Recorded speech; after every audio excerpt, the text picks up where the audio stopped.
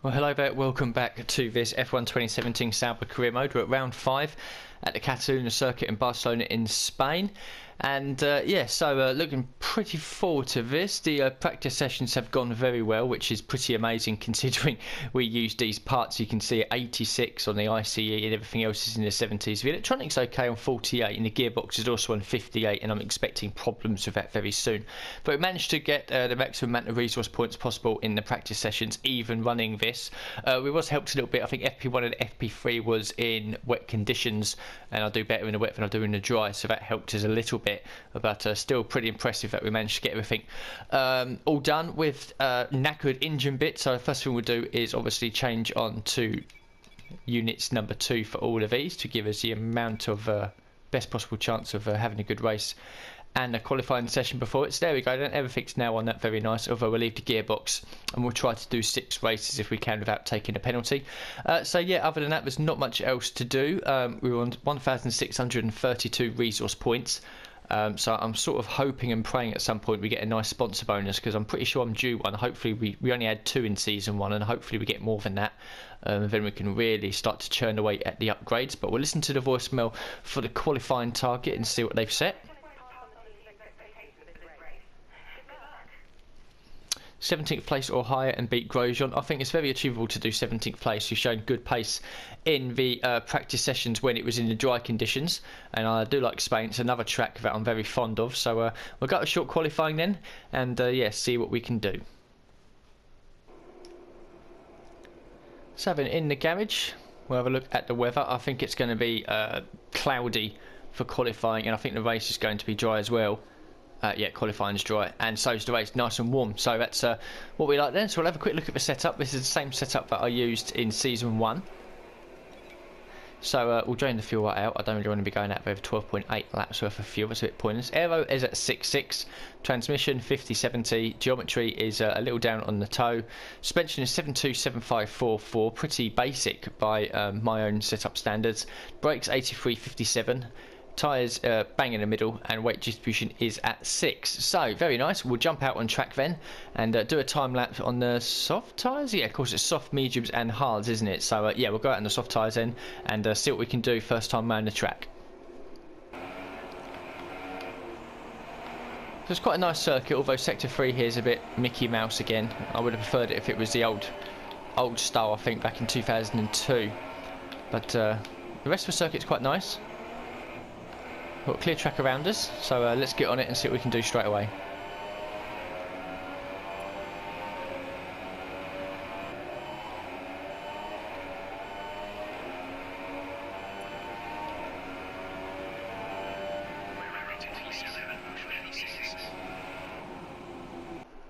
So then, currently in 17th place, although I made a bit of a mistake in Sector 1 and Sector 3, so I've certainly got a few more temps out there. We're currently ahead of Stroll, Van Dorn and Wehrlein, and Alonso has managed to go at least nearly I think 2.5 temps quicker than us, but it's pretty tight in the midfield. You can see there.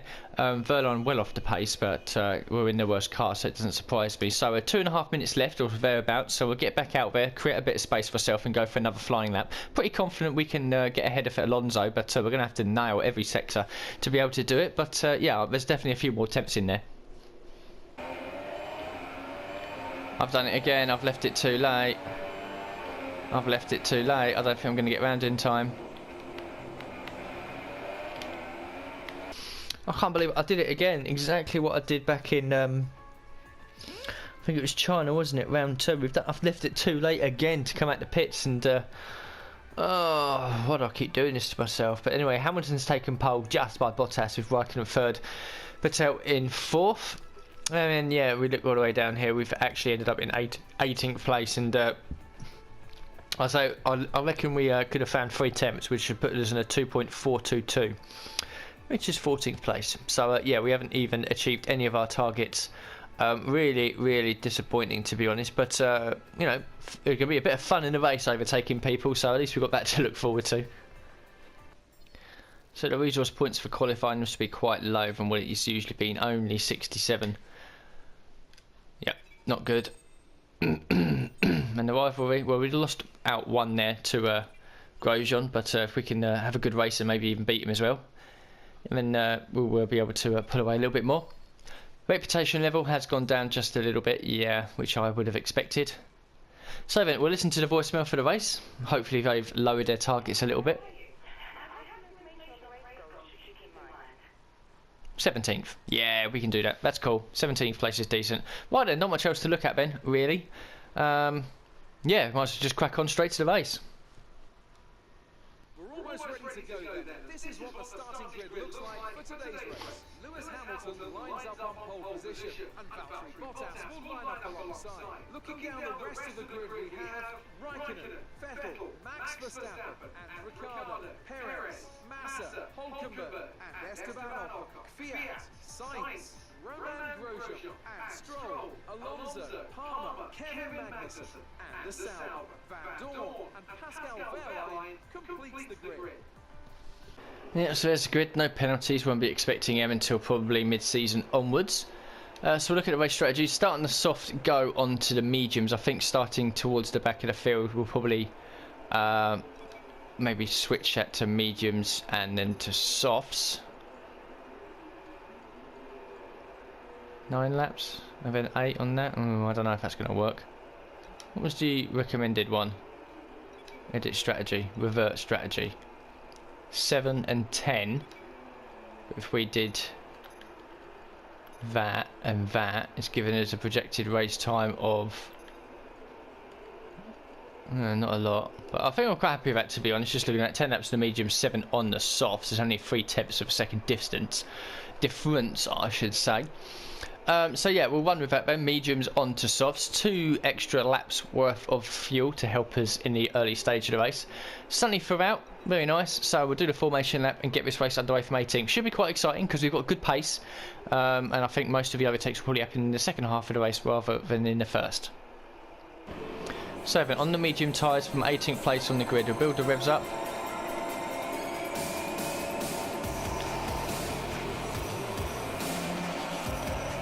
Not a bad start. We're going to get the jump on Palmer, hopefully. Maybe not.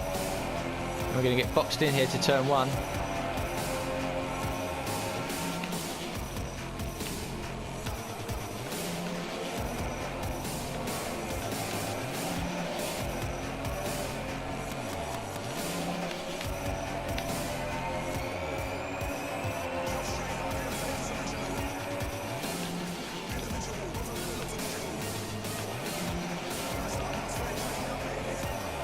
Little battle with Palmer, but up to 15th at least. Here's Grosjean, our rival, so we'll mug him off up to 14th. Late move up the inside of Kvyat, squeeze him wide, 13th. Not a bad first lap.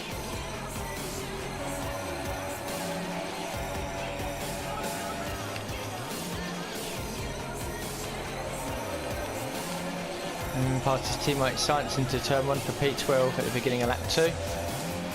Having fun here. So we're losing touch a little bit of the guys ahead of us, which is not what we want really. And also Jeff's just informed, whoa, on the curb, bloody hell. And Jeff's just informed me as well, we've got a bit of gearbox wear as well, which is what we don't need, so we might be losing a gear or 2 at some point in this race. So we're now getting DRS again off the guys ahead of us, and that's probably because their soft tyres are now starting to peak past their best. So pit stops are happening now. We're up behind Stroll, someone coming out the pits, there's a Mercedes there, Ferrari ahead.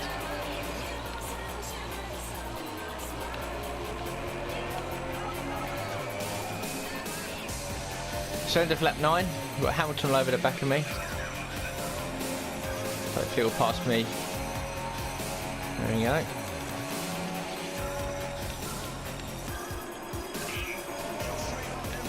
It's all kicking off at the front of the field. Ricciardo's at the race. Bottas has an issue, but we're coming in now. Let's not fuck this up. Not bad. We're in 8th place, but here comes Massa. It's going to be close. Get away from me. 8th place. We got an overcut. So we haven't been talking much, but we've got 4 laps to go. I've now up to 2.5 seconds ahead of Massa. I've got to save some fuel at some point, but it shouldn't affect us too much. Feeling comfortable, looking good for 8th place.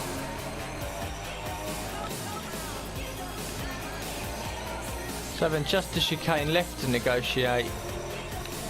Taken beautifully. Out of the final corner, saved a load of fuel. 8th place, 4 more points.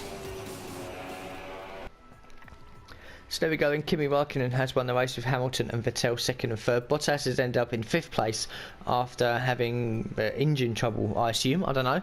But 5th place for him anyway. Hulkenberg was 6th for Renault, that's a good result. Perez was 7th. We have been therefore classified in 8th place all the way from 18th on the grid.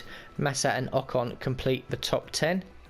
And then further down, let's have a look. Ricciardo was the only one to not finish, and Wehrlein finished, well, 19th and last. And Kvyat actually made 2 pit stops, not too sure why, and he's finished behind both the McLarens.